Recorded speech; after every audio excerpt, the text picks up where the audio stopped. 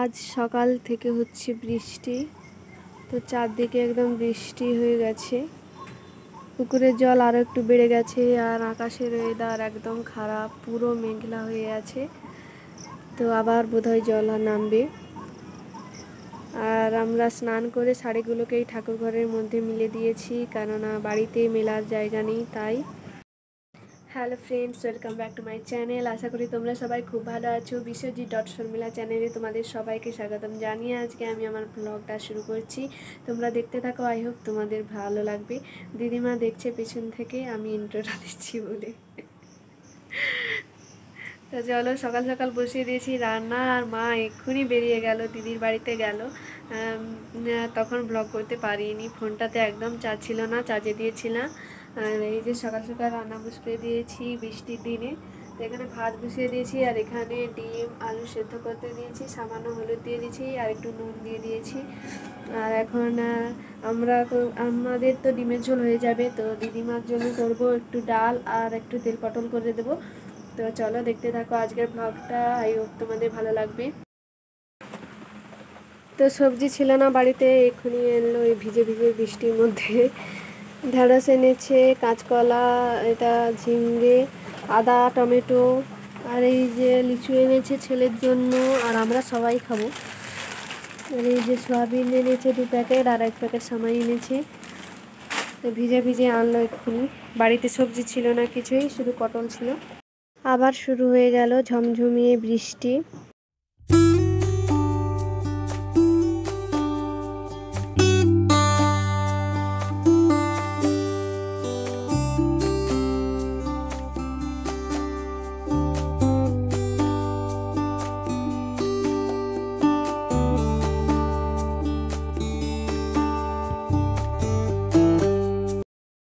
রান্না এখানে শুরু করে দিয়েছি। পটলের তরকারিটা করব বলে পটলটাকে আগে ভালো করে ভেজে নিচ্ছি।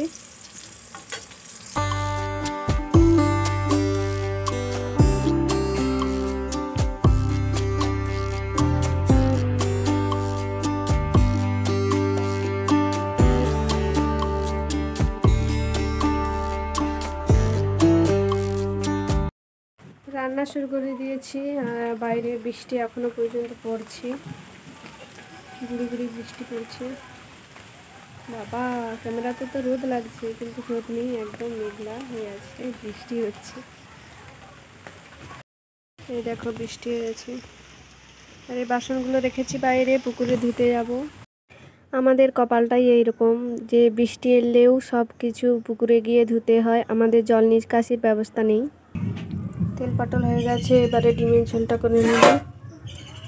আমাদের 3 জনকে 3টা ডিম আর আলু। আর এখানে দিদিমার জন্য আর ছেলের জন্য একটু ডাল করেছি।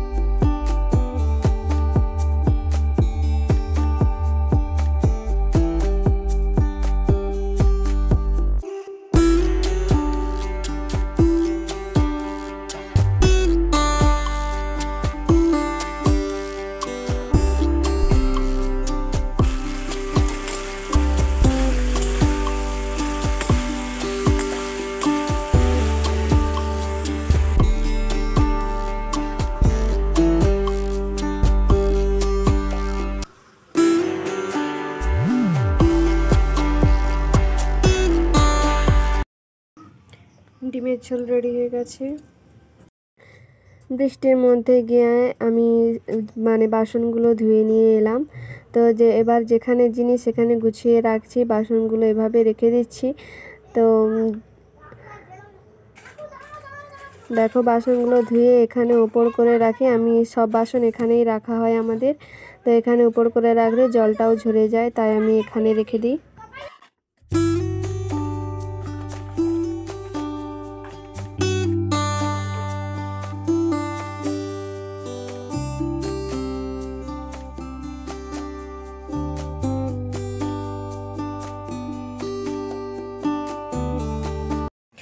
প্রতিদিনের মতো আজকেও চলে এলাম খাওয়া দাওয়ার পর্ব নিয়ে। তো এখানে আমি ভাত বেড়ে নিচ্ছি সবার জন্য, আর দিদিমার খাওয়া হয়ে গেছে। যে খাওয়ার নিয়ে বসে গেছি, ভাত সবার বেড়ে নিয়েছি। এই হচ্ছে তেল পটল, আর এই যে ডিমের ঝোল, আর এই যে ডাল। তো দিদিমার খাওয়া হয়ে গেছে, এবার আমরা খাবো।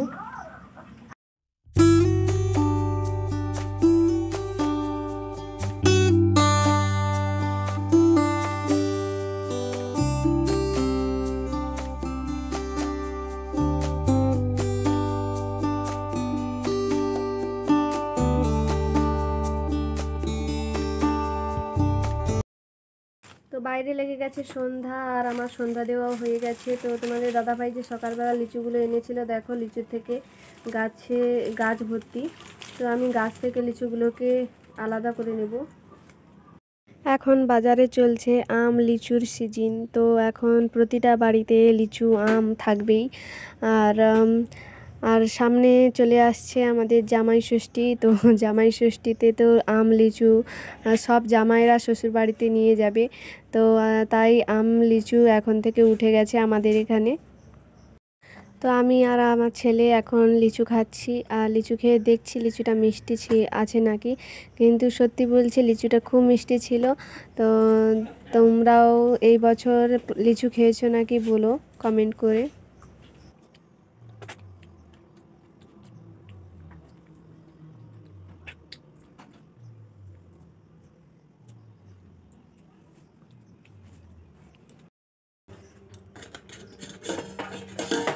তো ভাত তো আছে, তাই আমি এই ডালগুলো ভিজিয়েছি একটু বেটে, ঘন করে পেঁয়াজ দিয়ে একটু ভাজবো, বড়া ভাজবো।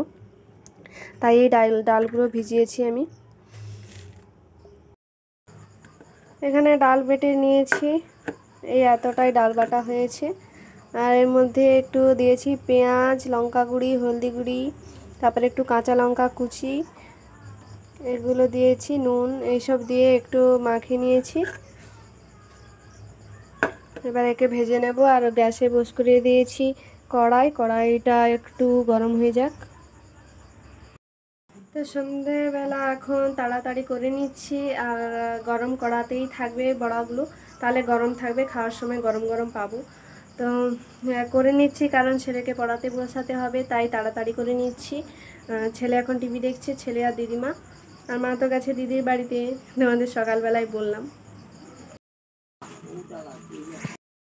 এই যে এখন তোমাদের দাদাভাই এনেছে ফুচকা, 50 টাকার ফুচকা, আর আলু মাখা, আর এই যে এখানে আছে টক জল মানে তেঁতুল জল। তো আমার তো দেখেই জিভে জল চলে এসেছে।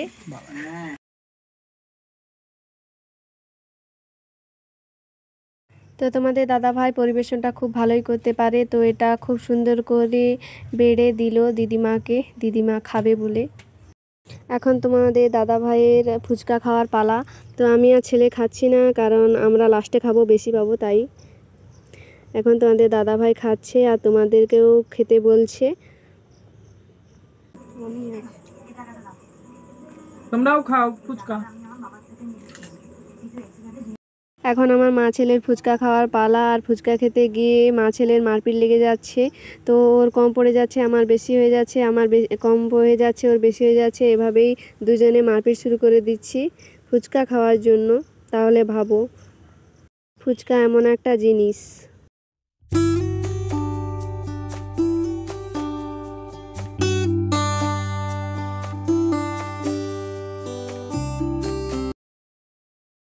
এগুলোকে আমি এভাবে কড়াতেই রেখে দিয়েছি, একটু গরম থাকবে, আর এটা আমাদের জল ঢালা ভাত দিয়ে খাওয়া হবে। তো আজকের ব্লগটা আমি এখানেই শেষ করছি। আই হোপ তোমাদের কিছু হলেও ভালো লেগেছে। যদি ভালো লেগে থাকে অবশ্যই লাইক কমেন্ট শেয়ার করে দিও, আর অবশ্যই পাশে থেকো। তো চলো টাটা, আজকে এখানেই শেষ করছি, আবার একটা নতুন ব্লগ নিয়ে দেখা হবে।